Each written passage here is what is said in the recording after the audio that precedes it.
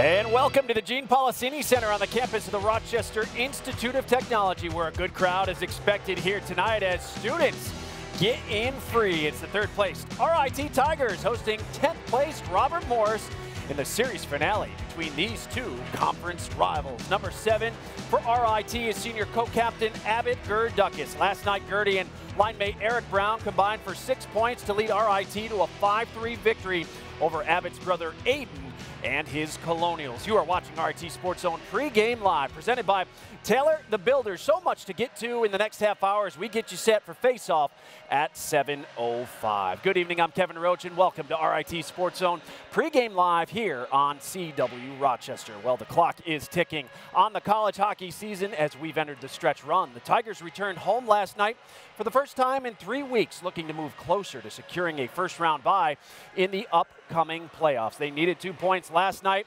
against Robert Morris. As we pick up the highlights from Friday, first period, RIT would get on the board first. They send the puck in the zone. It comes back out to defenseman Brody Villette, and he rips one by Francois Marat. Villette's second of the season put the Tigers up 1-0. Just under 7 minutes to play. Momentum changer here as Will Calverley collides with Daniel Metinetto.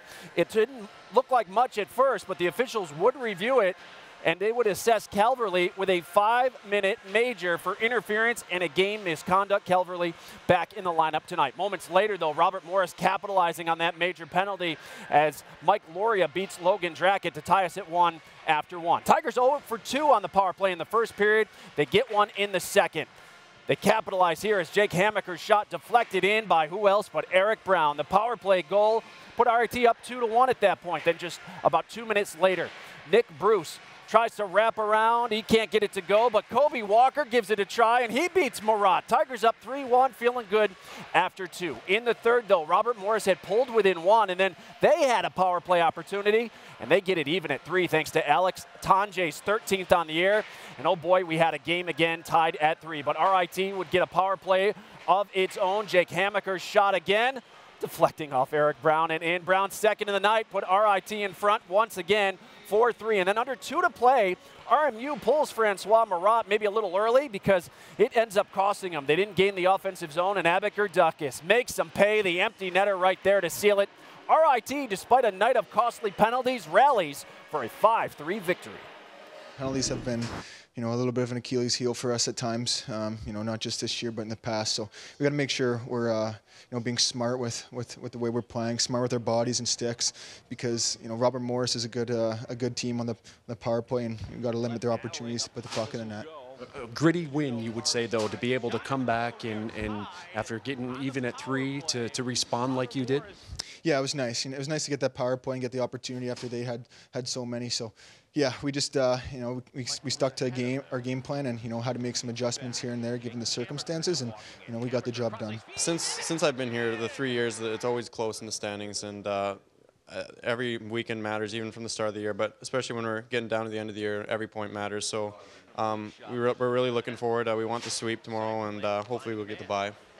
Yeah, the Tigers want that bye badly as we take a look inside the numbers from last night's RIT victory. Tigers led by Eric Brown, as we talked about, scoring his team-leading 14th and 15th goals on the season. He also added an assist. Abbott Gerduckis had a 3-point night as well with a goal and 2 assists. Penalties, the big story.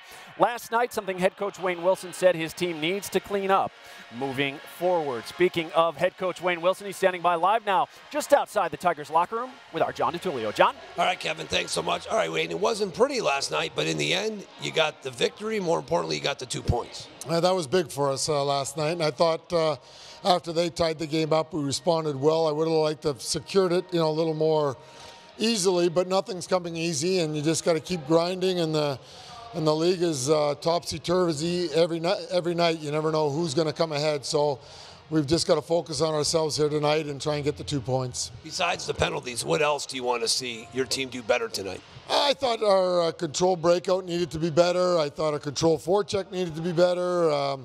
The discipline, as you mentioned, was a key thing, and tidy up maybe our neutral zone a little bit and be a little cleaner in the neutral zone. I thought we had too many turnovers for odd man rushes last night, so that's something we're looking to be better in as well. If you get an Air Force win tonight with your win, you could clinch a first-round bye. How important is it to obviously get the win, but get that bye early? Yeah, we want to get the bye, but we want to just really worry about ourselves. We want to get the bye, on our own and try and keep moving up the standings the best we can. And for us tonight, we're up 2-1 in the series on Robert Morris. We want to close it out here and win the series, make it a 3-1 series lead out of the 4 games. I know Petrucci got hurt last night. What's his status moving forward with your team? It looks like a dislocated knee, and it'll be probably day-to-day or week-to-week. It's not as bad as what we thought, but it's still enough to keep him out. So any injuries at this time of year, you try and get them back as soon as possible, but they've got to be healthy to return. All right, best of luck. That's head coach Wayne Wilson here with RIT for a preview of Robert Morris. Let's send it over to my broadcasting partner, Gene Battaglia. Gino? Thanks, Johnny, here with head coach Derek Schooley of Robert Morris. Coach, you said it yourself. We like you, but no one's going to feel sorry for you. How do you guys dig out of this hole you're in right now? Well, we've got a good hockey team, and you see it in spurts. And we've won a lot of games in this league the last 5 years. We've been to Rochester the last 5 years in a row. We've won a lot of games, and nobody's going to feel sorry for us. And everybody probably likes seeing us down a little bit. But we feel a good hockey team. We just find ways to lose a game instead of ways to win a game. And you saw it last night. We tie it. A couple minutes later, we give up another goal. So we've got to just keep working. We've got 3 games left to get as high as we can in the standings and be prepared for playoffs. And you've seen what we've done in the playoffs in the past. And I like our team. It's a weird dynamic. We got great kids. They work hard. We're not getting the job done when we need to. Well, you are young. 7 freshmen in the lineup tonight. So how is this building block for your team? Well, we got 11 on our team, and with four sophomores, so we've got 15 underclassmen out of 26 players. So we just have to make sure that we keep staying positive, we keep working together, and prepare for the future. But like I said, I'm not a rebuild guy, I'm a reload, and we've done a pretty good job of reloading the last couple of years. Well, you do have that goal. It feels like Francois Murad's been here 10 years. It's only been 4, but when it comes to the second season, how do you feel that he's going to perform for you guys? Well, he's won a lot of games in the playoffs. He's our all-time winningest goalie in wins, and he's only a junior. Now, this isn't his 4th year, it's his 3rd year. So when you got one of the elite goalies in the league, you always give yourself an opportunity, and hopefully he will continue that down the stretch. Well, RIT last night had some trouble in the penalty box, so what's the trick to get a few more power play opportunities tonight? Well, we had 5. We were 2 for 5 on the power play. I really liked our power play. I thought our power play was good. We got to do a better job killing penalties because they were also 2 for 5. So it was both power plays were at 40%. And we just got to make sure that we do things the right way. We got to play hard. We got to get more shots on goal. And if we get more shots on goal, we'll be successful. Derek, good luck tonight. Thank you. That's head coach Derek Schooley, Robert Morris. Kevin, we send it back to you. All right, Gene, we'll check back with you in just a bit. Well, with 2 points last night, the Tigers took over sole possession of 3rd place in Atlantic hockey with just 3 games remaining in the regular season. AIC is idle this weekend, but they still hold a 5-point lead over 2nd place Bentley, who lost last night to Holy Cross. Sacred Heart's 5-0 victory over Army moved them up to 4th place. They're playing some really good hockey right now. Air Force sits in 5th, followed by Mercyhurst and Niagara. Now, Robert Morris dropped 1 spot to 10th place. As of right now, the Tigers can finish no lower than 6th, but they prefer, as we've talked throughout the night here, to be in the top 4 to earn a first-round playoff bye and, of course, a quarterfinal series here at home. We'll be tracking all of Atlantic hockey out-of-town action for you here throughout the night. Bentley is at Holy Cross. Sacred Heart visiting Army. Canisius heading over to Niagara, while Air Force wraps up its series in Erie against Mercyhurst tonight. Well, still to come on the program, the kids are back once again tonight, and they're looking for answers. Our Kidcaster segment is on the way. Plus, earlier this afternoon, 9 seniors on the RIT women's hockey team were honored here at the Policini Center as they played their final home game of their careers. We'll have the highlights coming up in a bit. But first, he scored twice last night while helping lead the Tigers to a much-needed 2 points. Senior co-captain Eric Brown joins our Kim Burnson live next as we roll on from the Gene Policini Center at RIT. It's Tigers and Colonials at 7:05. You're watching RIT Sports Zone Pre-Game Live.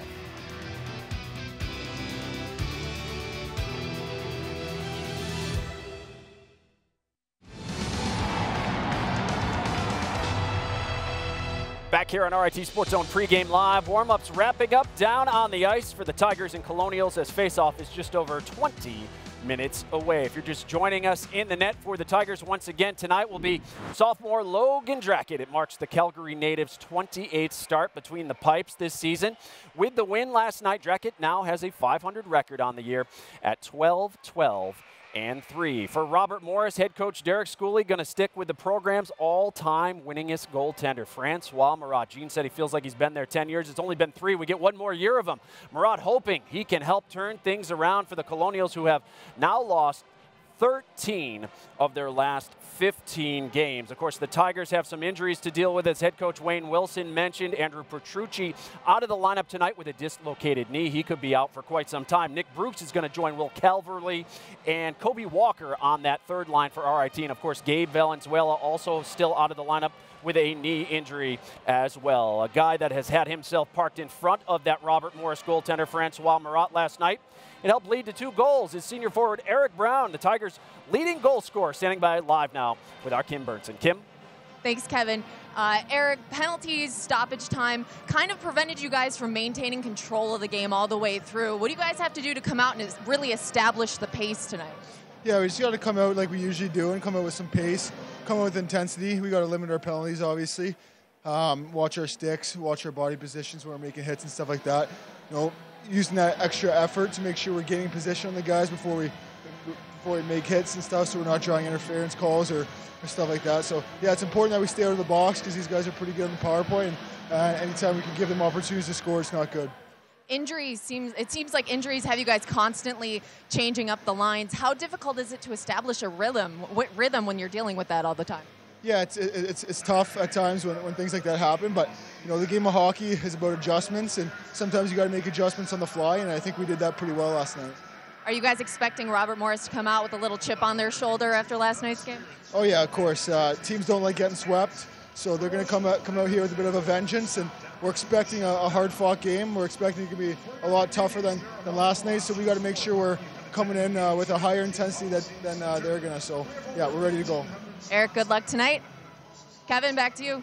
All right, Kim, thanks so much. We'll see you again in just a bit. Meanwhile, the RIT women's hockey team took center stage here this afternoon as the program paid tribute to its 9 seniors prior to face-off against Penn State. Brooke Baker, Kendall Cornine, Krista Vogler, Candace Sheriff, Mallory Rushton, Logan Land, Brenna Dochniak, Catherine Kennedy, and Jenna DeYoung, all honored for their contributions to the program prior to today's game. Congratulations to all of them. First period just over 5 minutes in. Penn State goes in front. Thanks to Natalie Heising, her 14th goal on the year, gave the Nittany Lions an early 1-0 lead, but RIT would answer later in the period. On the rush, the puck comes right to the senior, Kendall Cornine. She nets her 11th on the year to even us at 1 apiece. It stayed that way until the third. Just over a minute remaining, and heartbreak for RIT as Katie Rankin scores the game winner for Penn State. They hang on for a 2-1 victory over RIT. Following the game, we caught up with RIT head coach Chad Davis. Coach, thanks so much for joining us here tonight on Pregame Live. First off, a tough loss for you today in the final minute and change. You earn a split with Penn State this weekend.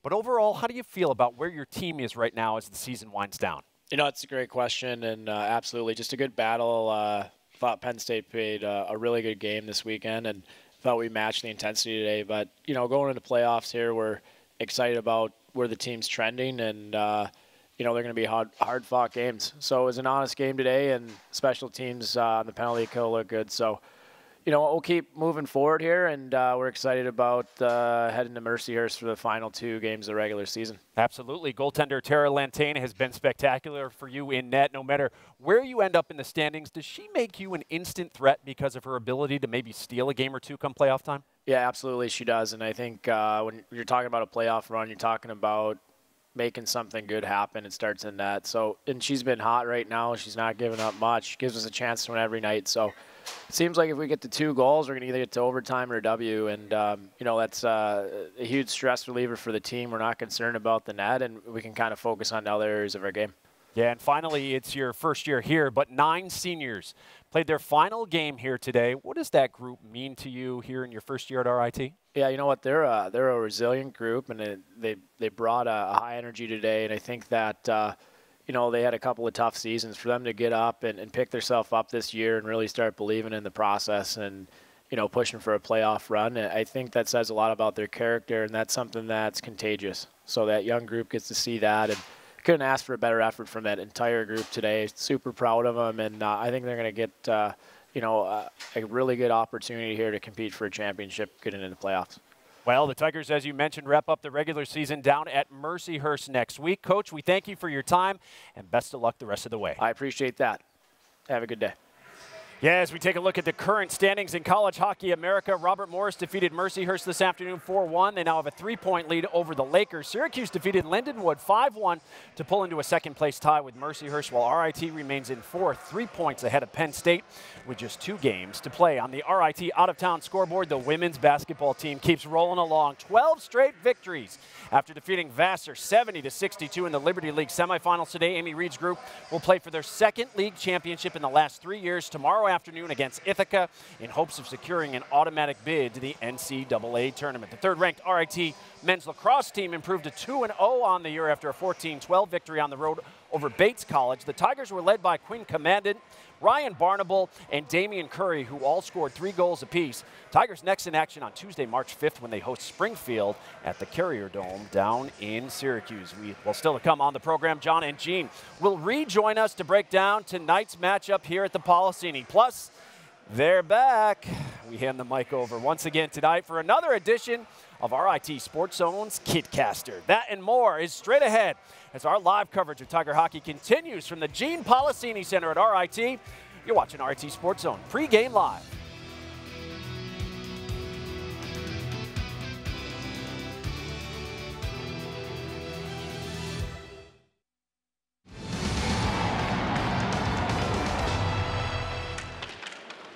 Tigers, trying to swing it in front. Walker, the wraparound, he scores! Whoa, Kobe Walker! Logged a lot of ice time tonight. 2-on-1 the other direction, though. Here's Lynch, the shot, the goal. Trying to clear it himself, could not. It was Logan Drackett. Paulette battling up top. This will go. Matanudo far side. The shot in the goal, and we are tied on the power play. Robert Morris getting it done. And over to Willett. Willett at the wall. Didn't like what was ahead of him. Takes it back. Jake Hammaker now walking in. Hammaker cross ice feed, and it flips in. Loria with the red line. Knocked away. Grudakis tapping it out of the air. Ever Grudakis on the empty net. Mirage just left the ice. Mirage. Don't you have to gain the zone there, John? It was right at center ice. He just left the ice. The RIT Tigers in a tie game pull this one out here at 5-3. And if you're just joining us on Pregame Live, that is how the Tigers secured a victory last night. If you missed the game or any of our broadcasts this season, you can head over to our website, ritsc.com, and click on Hockey Central to watch highlights on demand. Joined now by the guys who will have the call once again for you here tonight, Gene Battaglia and John DiTullio. And guys, while Coach Wilson was pleased with his team's response in the third period of last night's game, he has said it over and over since October that this team cannot continue to take the penalties they're taking if they hope to make a deep run come March. Yeah, good evening, Kevin. Yeah, in the penalty Ryan Kruper took last night in the third, that's what led to Robert Morris getting a chance in that game. And talking with Wayne just a little bit ago, it really irked him. They need to clean things up collectively, not just Kruper, but the entire team. I think you'll see a much different Tiger approach tonight if they want to get the 4 points. Yeah, the Tigers with that opportunity tonight. This is a Robert Morris team that has been to the Atlantic Hockey Final each of the last 3 years, but they're very young. 7 freshmen in the lineup tonight, but one of those veterans, Luke Lynch. Well, how many years in a row has Lynch been in the lineup here for? 12. As long as we've been doing a game, we've been calling games here. They've always had a Lynch, it seems like, on the roster. But last night, Luke Lynch, the sophomore forward, with a pair of assists. Listen, they've got a few really good playmakers. He's one of them. He needs to be special if Robert Morris wants to get the win tonight and maybe gain a little momentum as we get here to the Atlantic Hockey Tournament just 2 weeks out. As for the RIT Tigers, it'll be Eric Brown tonight. Brown, when he gets going, when he plants that big frame in front of the net on a power play, John, that's when the Tigers are going. Beastie Brown, I tell you, on the power play, 2 power play goals last night. He's having an incredible year, 15 goals. He has 24 points. when they're on the power play, he's almost impossible to stop, and we saw that last night. For the RIT Tigers tonight, 2 points is okay, but 4 points is much, much better. John, what has to happen tonight? Now, stay with me here. Squeaky clean. What's that mean, Gino? Clean it up, buddy. Clean it up, a little elbow grease. Stay out of the box. Limited to 3 penalties. Special delivery, right? Both teams with 2 power play goals last night. I think that's going to be key tonight, which special teams comes up big. And let me channel my inner Paul McCartney. You say goodbye, I say hello. Will they win tonight and an Air Force win, they will get a bye. If they win tonight and win Wednesday at Niagara, they get a first-round bye. Now, that's the Beatles for a lot of the young people listening out there. That's who Paul McCartney is. I think there's some people on staff who do not know that. You have to know the Beatles. That's the foundation of music, right? What's our job here? Entertain and educate. That's what we're about. All right, right, guys. Kevin? I know it. See you guys at the top of the hour. Thanks so much. You got it, buddy. Good, Kevin. Well, over the last few months, we've been turning the mic over to kids in attendance here at the Policini Center so they can get answers to the most pressing questions they have for the RIT men's hockey team. Here's the latest edition of RIT SportsZone's Kidcaster.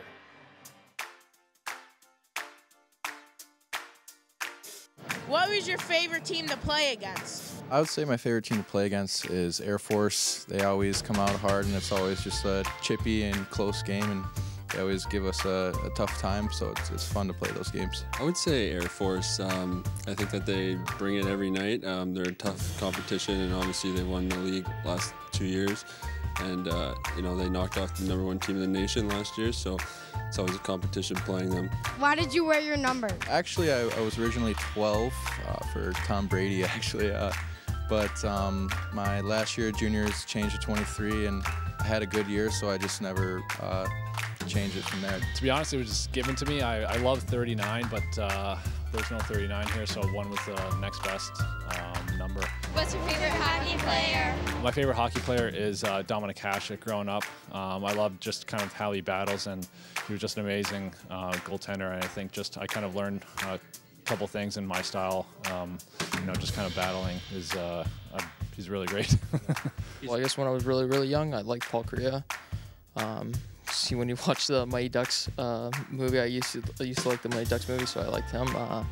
But then when I grew up, I started to like Sidney Crosby because he's just one of the best players, and I am Patrick Kane because he's a little guy as well. And is there any certain type of song that you like to listen to before you hit the ice? I've been actually getting into Greta Van Fleet. Some of my roommates have been turning me on to them, and they're really cool. They're kind of like a Led Zeppelin old school band, and they're really good. You guys should check them out.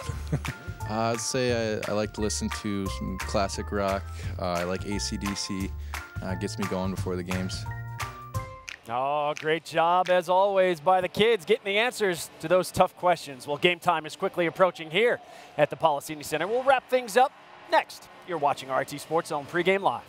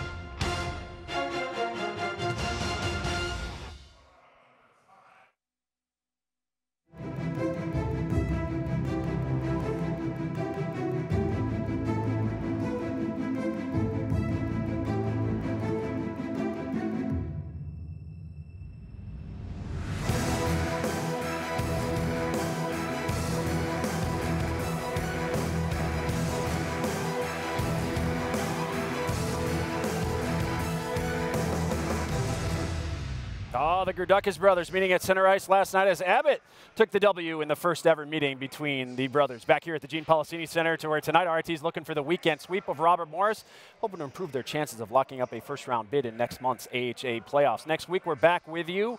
Only one game remains on the schedule. It's Canisius next Saturday night. 6:30 pregame will carry the senior ceremonies, as always, in full the whole ceremony in full report there. On the intermission report, we'll have that as well coming up. The Tigers and Robert Morris coming up as John and Gene will have the call for you. Coming up next, enjoy the game, everyone, and we'll see you later for the intermission report. RIT SportsZone's live coverage of Tiger hockey continues right now.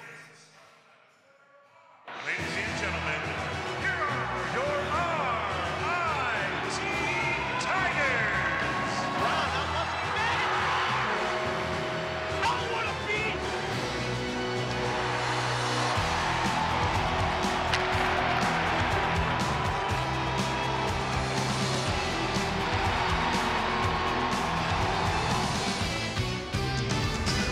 RIT SportsZone Live proudly welcomes you to the Gene Policini Center on the campus of the Rochester Institute of Technology. A loud crowd on hand tonight as the Tigers look for the weekend sweep of the Colonials from Robert Morris. So